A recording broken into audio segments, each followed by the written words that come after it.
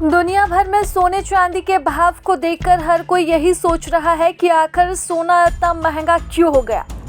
देश में शादी का सीजन हो या फिर निवेश की प्लानिंग, हर जगह गोल्ड की चर्चा है।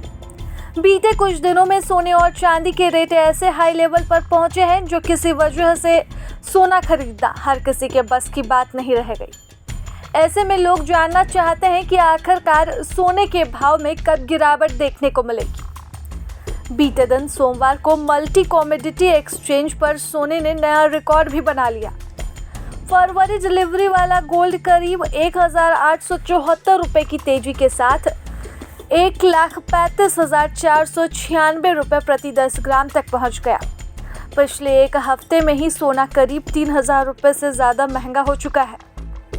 हालांकि मंगलवार दोपहर को MCX पर सोने के भाव में हल्की गिरावट ज़रूर दिखी और सोना करीब 460 रुपये टूटकर 1,33,670 रुपये प्रति 10 ग्राम के आसपास ट्रेड करता दिख रहा है। लेकिन दाम अब भी 7वें आसमान पर बने हुए हैं। इसे लेकर सरकार ने संसद में साफ बताया कि भारत में सोने और चांदी की कीमतें सीधे इंटरनेशनल मार्केट से जुड़ी होती हैं। जब दुनिया में गोल्ड महंगा होता है तो भारत में भी इसका असर दिखता है। इसके अलावा डॉलर के मुकाबले रुपए की हालत और इंपोर्ट पर लगने वाला टैक्स भी गोल्ड रेट को ऊपर नीचे करता है। इस समय दुनिया भर में हालात पूरी तरह स्थिर नहीं है। अलग अलग देशों में तनाव है और ग्लोबल ग्रोथ को लेकर भी चिंता बनी हुई है।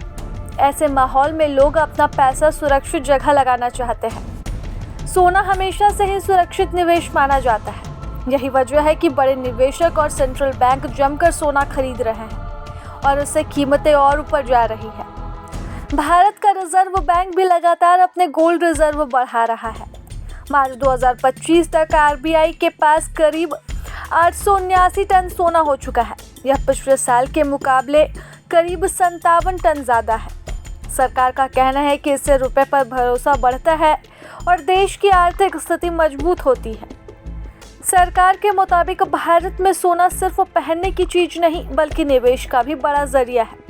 जब सोने के दाम बढ़ते हैं तो जिन लोगों के पास पहले से गोल्ड है उनकी कुल संपत्ति का वैल्यू अपने आप बढ़ जाता है।